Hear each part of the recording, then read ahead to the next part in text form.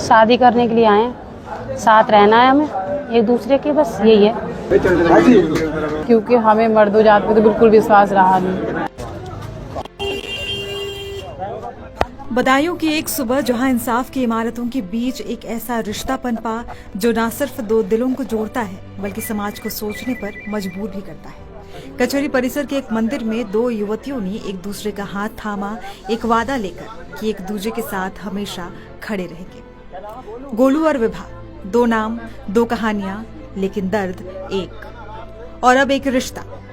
गोलू दिल्ली में baby care centre में काम करती थी, विभा देहरादून की एक सिक्योरिटी कंपनी में नौकरी करती थी। दोनों की मुलाकात बदायूं की इसी कचहरी में 3 महीने पहले हुई, जहां दोस्ती ने सहारे का रूप लिया और फिर ये रिश्ता शादी के फैसले तक पहुंच गया। पति बनी युवती गोलू का कहना है कि अब हमें मर्द जात पर बिल्कुल भरोसा नहीं, क्योंकि हमने जब भी भरोसा किया हमारे साथ बहुत बुरा हुआ। जो दर्द हमें मिला उसे शब्दों में बयान नहीं किया जा सकता। मर्द से अच्छा और मरने से अच्छा है कि हम एक दूसरे का साथ दें और अपनी जिंदगी सुकून से बिताएं। क्योंकि हमें मर्दों जात पे तो बिल्कुल विश्वास रहा नहीं, क्योंकि भरोसा करके देख लिया, उन्होंने इतना बुरा किया है हमारे साथ कि आप सोच भी नहीं सकते। इतना जुल्म, अत्याचार, तो उस चीज से परेशान हो के हमने फैसला लिया है कि हम एक दूसरे के साथ रहेंगे, क्योंकि मर्द से अच्छा और मरने से अच्छा है कि हम एक दूसरे का साथ दें, शादी का मतलब एक दूसरे के साथ रहें, अपना जीवन अच्छे से बिताएं। पत्नी बनी विभा ने बताया कि उनकी मुलाकात 3 महीने पहले कचहरी परिसर में हुई थी, जहां दोस्ती का सिलसिला शुरू हुआ और फिर ये रिश्ते में बदल गया। शादी करने के लिए आए हैं, साथ रहना है हमें एक दूसरे के, बस यही है। कब से आप लोगों की मित्रता है? 3 महीने से 3 महीने से हम कांटेक्ट में हैं एक दूसरे के। कहाँ मुलाकात हुई?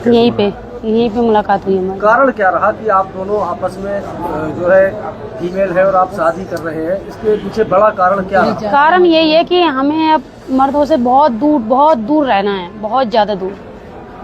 दोनों युवतियां पहले भी एक जैसी कठिनाइयों से गुजर चुकी हैं और अब वो एक दूसरे का सहारा बनकर अपना जीवन बिताने का फैसला कर चुकी हैं। कहते हैं प्यार की कोई जात, धर्म या लिंग नहीं होती, लेकिन जब प्यार समाज की तय सीमाओं से बाहर जाता है तो सवाल उठते हैं, उंगलियां उठती हैं। गोलू और विभा का ये रिश्ता भी सवालों के घेरे में है, पर उनका जवाब साफ है कि हमने किसी का हक नहीं छीना, बस अपने लिए एक रास्ता चुना है।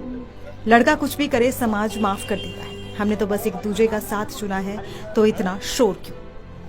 इस मामले पर अधिवक्ता दिवाकर वर्मा के मुताबिक दोनों बालिग हैं और उन्होंने पूरी समझदारी से अपनी मर्जी से एक साथ जीवन बिताने का फैसला लिया है। संविधान हर नागरिक को बराबरी का हक देता है, फिर चाहे वो फैसला परंपरा से मेल खाता हो या नहीं। ये दोनों लड़कियां मेरे पास आईं और इन्होंने मुझसे कहा कि भाई हम मर्दों से बहुत ज़्यादा नफरत करते हैं, मर्दों ने हमारे साथ बहुत अत्याचार किए हैं, इसलिए हम आपस में एक दूसरे का साथ देना चाहते हैं और हम शादी करना चाहते हैं। अब चूंकि हमारे भारत का संविधान का आर्टिकल 14, आर्टिकल 15 और आर्टिकल 21 समलैंगिकता को भी मान्यता देता है।